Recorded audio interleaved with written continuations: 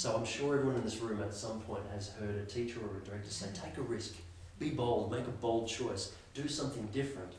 What we often then do as actors is we do something just for the hell of it. We started coming and juggling next time, and it was like, what are you doing? You told me to take a risk. Okay, well, next time I'll light the balls on fire. No, it's not about that. It's still got to be within the context of the scene. So context is very important. What oftentimes is called given circumstances. Where am I, when am I, what's going on around me at the moment, what am I physically. So I would call all of that just my environment. For me, environment. And you may or may not be surprised, 98% of actors have absolutely no idea at any given moment of what their environment is. We've even audited classes where teachers talk about how important the given circumstances are, and one in particular where this couple they said, okay, this is the scene. Julie and Greg, and Julie is my ex-girlfriend. She's now married to the guy who's out there having a dinner party with 4 people. We're in the nursery, the baby's asleep here, and her husband is in there with my new girlfriend that I've brought in to make her jealous. And then we've taken a break away from the dinner party to come in here. Okay, no worries. Within a minute, they're screaming at each other, and you're like, there's a baby asleep there. Yeah. Your husband is in there, and mate, your new girlfriend is in there. We've all been at a dinner party with even more than 4 people, and you notice who's missing. Let alone if there's only 4 of you, and your wife or your new boyfriend has gone off and is screaming in another room where the baby is asleep. They and the teacher, after 20 minutes, half an hour of working on this scene, paid absolutely no heed to that environment.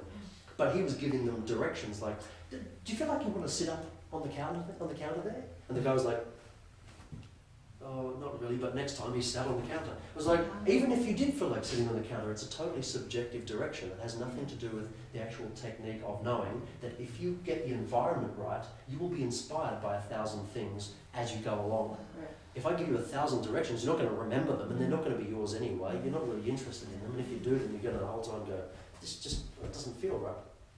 So if you know the environment, it's one of actually the first things I think is more important before you get into objectives and actions and secrets and obstacles and all of that. The environment is essential.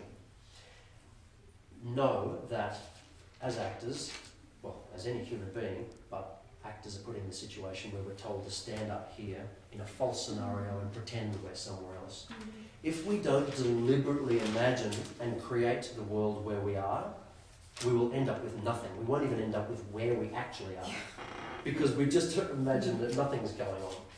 So if I'm meant to be on the beach and I don't smell the beach and watch the birds go past and watch the big fat guy roll around in the ocean and think, oh my God, that's hilarious, like he's just white as a sheet and he's never seen the sun, and then a kid runs past and kicks the beach ball, and then someone comes up and says hi, and I go, hey, how you going? If I don't create that, I go, hi, how you going?